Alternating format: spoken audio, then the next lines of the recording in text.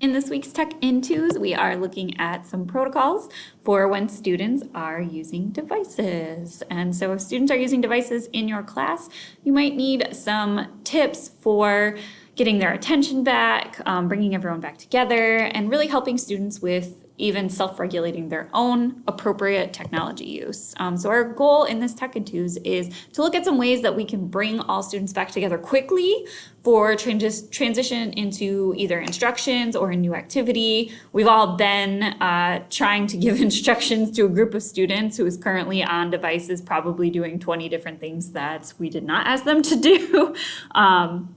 And grabbing their attention back, it just doesn't work when they've got that screen out and in front of them. And so I think it's really, really important to have some of these tools to utilize with students so they also have that scaffolding to know, oh, now it's time, I need to turn my attention to the person who's speaking. And so we're really looking at building an understanding of when devices might distract us rather than help us learn, because obviously that's what we're using the device to help with. And so some of these strategies can then really help scaffold students to that self-regulation where they can make those decisions on their own.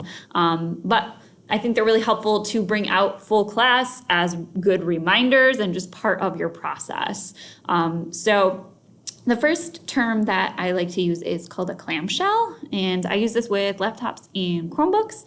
Other people have called it half-mast, or you can come up with your own term for it. You can have students come up with their own term for it. I call it clamshell because I think it looks like a clamshell when you do this with a laptop. But essentially you close the laptop enough that you can still fit a fist inside, but students really aren't able to see the screen. They aren't logged out. It doesn't put the computer to sleep, so they can quickly pick back up their work, but they can, I can quickly tell with a glance around the room after I ask students to clamshell, or if I ask them to complete a task and then clamshell when they're complete, I can tell quickly who is ready to move on, and I know that their eyes and ears are on me, not on their screen. So this is a quick video of how to do that. So if you want to share even with students or have them create their own video of how to clamshell or put their computers in half-mast. With tablets, I use the term flip-flop. So flip-flop cues students to flip over a tablet or a mobile phone and place it gently down on the table in front of them. And so essentially they are going to pick it up, they flip, flop. So when I use the term flip-flop, they've placed their tablet device or phone face down on the table so they're no longer distracted by the screen. They don't have to stop necessarily what they're doing. They can just essentially pause and flip-flop over.